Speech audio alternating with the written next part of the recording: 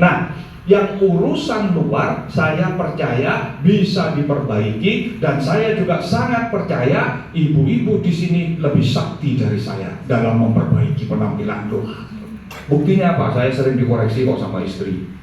Menurut saya sudah rapi, nanti dia datang sini kurang. Apanya kurang? Berarti dia lebih hebat di dalam penampilan luar. Memang namanya juga diciptakan berbeda. Pria, wanita diciptakan berbeda. Dan wanita memang punya sense yang lebih di dalam penampilan. Tidak usah malu, memang waktunya ada dan memang itu takdirnya kok. Nah, yang jadi masalah yang satunya. Ketika seseorang tampil dengan bagus, seseorang tampil api, ya, semuanya rapi, kelihatan ganteng, kelihatan cantik, cakep gitu. Tapi ketika sudah berbicara mungkin 10 menit, 15 menit, kelihatan bagaimana dalamnya, itu orang bisa mundur.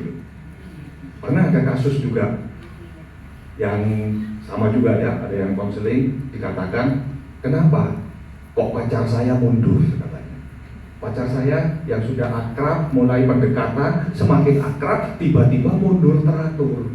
Nah, pacarnya tak tanya, bisa-bisa ya, sendiri-sendiri tak tanya, kenapa kamu, kan dia penampilannya bagus, penampilannya oke, semuanya kelihatan baik. Betul Pak, tapi ada satu yang kurang, apa? Misuan. Kalau apa salah sedikit gitu, wih langsung meledak. Ada apa kurang sedikit, langsung keluar kata-kata yang tidak mengenakan. Jadi, aduh, daripada Pak saya nanti tersiksa, ya sudah, lebih baik saya mundur saja. Nah, ini baik. Luar, outer beauty memang bisa untuk dimaksimalkan dengan usaha, ada sekolahnya kok, ya, bagaimana menjadi attitude yang baik. Tapi urusan inner beauty, urusan kecantikan di dalam, bagaimana kita mengurusi sumber air ini supaya keluar sesuai dengan apa yang dimauin Tuhan, ini butuh bantuan Roh Kudus. Bagaimana memperbaiki dalamnya kita, benak kita ini, itu perlu campur tangan Roh Kudus. Tanpa bantuan Roh Kudus, nggak bisa.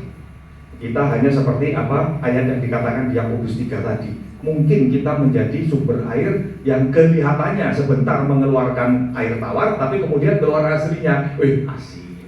Ya. Kelihatannya kita didandani seperti pohon anggur, tapi sebetulnya arah. Nanti kalau berbuah, ya berbuah pohon arah. Nggak bisa. Makanya yang bisa mengubahkan sampai ke dalam itu cuman dengan bantuan Roh Kudus. Bagaimana Roh Kudus membantu kita? Bagaimana Roh Kudus memproses kita? Kita akan melihat dari khotbah di atas bukit, yaitu Matius 5. Ini sebetulnya satu perikop, itu merupakan satu ajaran yang bisa kita tarik kesimpulannya, tapi karena kan persekutuan kita tidak sampai sore ya, jadi kita cuman fokus kepada 2 ayat saja. Matius 5 ayat 3 kalau tidak salah ini ya. Sorry Bapak Ibu, ini sorry Bu Ibu, agak petang. Ya, Matius 5 ayat 3 dan ayat 5. Ini Bapak, ini rekan saya ini Bapak, ini Matius 5 ayat 3 Pak. Nah, berbahagialah orang yang miskin di hadapan Allah, karena merekalah yang mempunyai kerajaan surga. Berbahagialah orang yang miskin. Nggak mau Pak. Jadi orang miskin, mana bisa kalau orangnya miskin ada persekutuan di tempat yang nyaman seperti ini. Itu ya, nggak enak. Bukan itu yang dimaksud. Tadi sudah di statementkan kan, Tuhan tidak melihat harta. Jadi apa yang dimaksud miskin? Miskin yang dimaksud di sini adalah kita harus menggali sifat atau bagaimana sih orang yang miskin itu. Dan jangan lupa dikatakan miskin di hadapan Allah, bukan miskin di hadapan teman, di hadapan saudara, bukan, tapi miskin di hadapan Allah. Orang yang miskin pasti merasa kurang. Betul apa betul?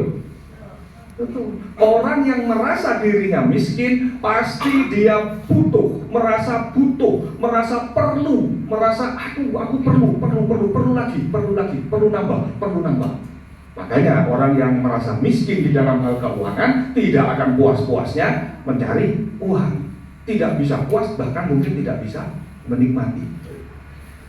Nah, jadi kita singkirkan mengenai keuangan ini, karena miskin ini bukan hanya konotasinya uang, tetapi miskin itu artinya merasa kurang.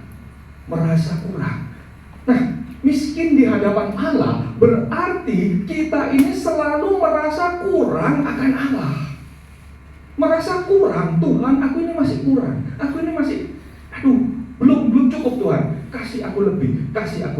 Akan pengenalan akan Engkau, akan pengenalan firman-Mu, akan bagaimana aku harus bersikap, akan kepekaan terhadap tuntunan-Mu, kepekaan terhadap pimpinan-Mu, kemana aku harus melangkah. Bahkan apa yang harus aku rasakan sekalipun kurang Tuhan. Hari ini aku harus lebih dari kemarin Tuhan. Aku masih miskin di hadapan-Mu. Orang miskin akan merasa perlu untuk mendapat lebih, perlu untuk mendapat sesuatu yang terus-menerus mengalir dalam hidupnya. Kalau sudah tidak merasa miskin, mulailah kita merasa cukup Tuhan. Aku sudah bisa jalan sendiri. Aku sudah bisa membereskan segala sesuatunya sendiri. Tidak miskin lagi. Miskin di hadapan Tuhan adalah kita merasa kurang, akan campur tangan Roh Kudus dalam hidup kita. Aduh, aku kok masih tidak lebih baik ya dari kemarin. Kurang. Hati-hati kalau kita sudah merasa cukup, kalau kita sudah merasa kita ini baik, pokoknya di sekeliling kita sak Manyar ini yang terbaik saya. Waduh, cari orang sak Manyar yang terbaik itu saya. Hati-hati, Anda sudah tidak merasa miskin di hadapan Tuhan. Lalu apalagi orang yang miskin, ini agak aneh. Pernah ya dulu, saya pernah berkunjung ke seorang teman yang di desa, yang kita bisa katakan ya miskin lah, di sebuah desa yang terpencil ya, di daerah Gunung Ijen sana, di desanya. Apa yang terjadi? Ketika kita datang ke rumahnya, si tuan rumah ini berusaha menyajikan yang terbaik untuk tamunya, yang notabene dianggap sebagai orang kota, orang yang lebih besar, orang yang lebih kaya mungkin, orang yang lebih berpengalaman mungkin. Dia coba sajikan apa yang dia punya di rumahnya. Ketela goreng dia sajikan, kacang dia sajikan, bahkan dia cari uang, disuruh anaknya, beli sana minuman soda di warung sana untuk tamu kita. Uang yang kalau tidak ada tamu nggak mungkin dia akan beli untuk minum soda bersama dengan keluarganya, tidak perlu. Tapi karena ada tamu yang dia tahu kaya pada petik ya, maka dia boleh berusaha untuk menyajikan segala sesuatunya, memberikan yang terbaik dari dirinya. Kenapa? Dia menganggap tamunya ini lebih penting. Dia menganggap tamunya ini lebih besar. Dia menganggap tamunya ini tahu lebih banyak. Dan dia menganggap satu kehormatan kalau aku boleh berbicara dengan dia, kalau aku boleh ngomong, dan mungkin aku mendapatkan sesuatu yang baik, petua atau apapun, supaya aku bisa juga menjadi seperti dia. Orang miskin akan memberikan segala-galanya karena tahu yang dijumpainya orang yang lebih besar, orang yang lebih terhormat, orang yang lebih hebat.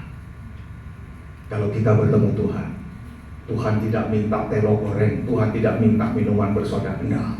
Dia minta yang terbaik dari kita. Apa? Waktu kita yang terbaik. Waktu kita, jangan tunggu sampai nanti setengah jam sebelum tidur sambil ngantuk-ngantuk nemuin Tuhan. Jangan tunggu nanti Tuhan, kalau aku sudah nganggur, kalau aku sudah nyaman ya Tuhan, sekarang aku udah bisa. Jangan dulu.